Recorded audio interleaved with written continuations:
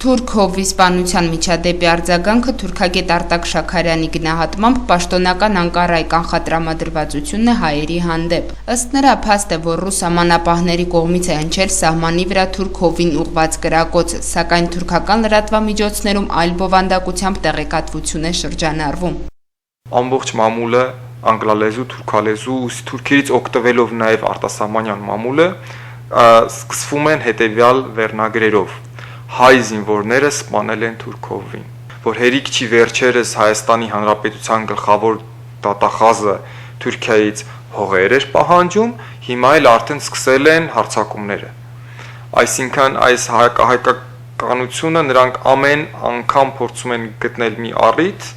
որը մի քիչ շեղելով ուռճացնում են ու փորձում են իրենց հասարակությանը ներկայացնել բացասական երևույթով։ Արտակ Շաքարյանը կարծիք է հայտնում, որ հաշվի առնելով Թուրքիայի ներքին քաոսային վիճակը, փորձ կարվի թուրք հասարակության ուշադրությունը շեղելու համար հակահայկական տրամադրություններ սերմանել։ Իսկ հնարավոր է, որ դա ռուսական կողմի կանխամտածված սադրիչ քայլ էր հայ-թուրքական առանց այն էլ լարված հարաբերությունների մթնոլորտը շիկացնելու համար, հարցին քաղաքագետ Ալեքսանդր Իսկանդարյանը պատասխանեց.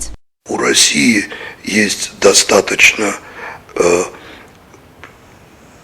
инструментов для того, чтобы влиять на армяно-турецкие взаимоотношения, для того, чтобы принимать такие экзотические меры, как вот эти вот перестрелки на границах. Երկու երկրների միջև առկա հակասությունները լուծելու վերաբերյալ քաղաքագետը կարծիք հայտնեց, որ դա հնարավոր է, անգամ սահմանների բացումը, միայն թե դրա համար ժամանակ եւ հարմար պահ է անհրաժեշտ։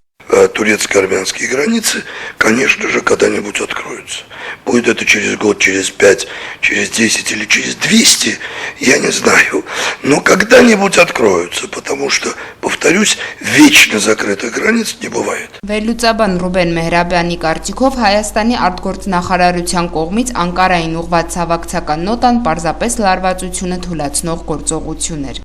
Հայաստանի դիվանագիտությունը ինչ որտեղ նաև այո պետք է որոշակի սրբագրումներ անի Ռուսաստանի հետ հարաբերություններում, որովհետև Հայաստանի տարածքում ինչ տեղի է ունենում, առաջին հերթին դրա պատասխանատուն Հայաստանի Հանրապետությունն է։ Եվ Հայաստանի Հանրապետությունը, որպես պետություն, պետք է ավելի վերահսկելի դարձնի այն ամենը, ինչ տեղի է ունենում Հայաստանի տարածքում,